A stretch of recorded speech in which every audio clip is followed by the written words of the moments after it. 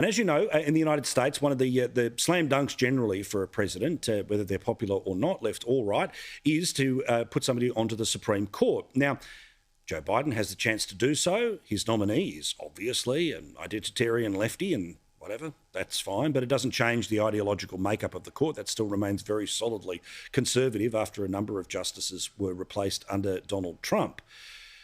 Well, that person is, of course, going through their confirmation process. They will be confirmed, so there's a lot of theatre between now and then.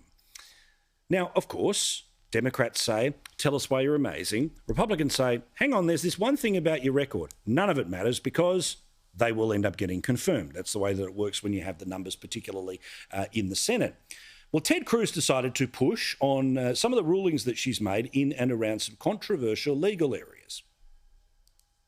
I want to be candid with you today so you know exactly what it is I want to talk about, and so you know exactly where my head is at. So let me say a few things that I'm concerned about, aspects of your record that trouble me. So here are, I hope, in the next couple of days, some of the cases from your time on the court, the district court, the federal district court, that I hope that we can talk about. Let me just run through a few of them so you know exactly which ones I mean.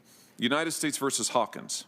This was a child pornography case where the defendant distributed multiple images of child porn, possessed dozens more, including videos. The federal sentencing guidelines recommended a sentence of 97 to 121 months in prison. Prosecutors recommended 24 months in prison. Judge Jackson gave the defendant 3 months in prison. So not controversial, right? It's about what she did as a judge and whether she was going to the standard or whether she was undercutting it and why. Oh, no. But because we're in identitarian times, you are not allowed to ask these questions, for it is sexist, racist and all in between.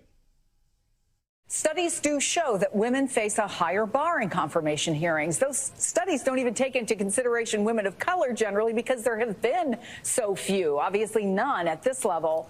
So today, Black women leaders, groups like Black Women's Roundtable, She Will Rise, they're hosting virtual watch parties because, yes, this is an historic moment. But Judge Jackson also faces a time that is at the intersection of racism and sexism and intense political divisions.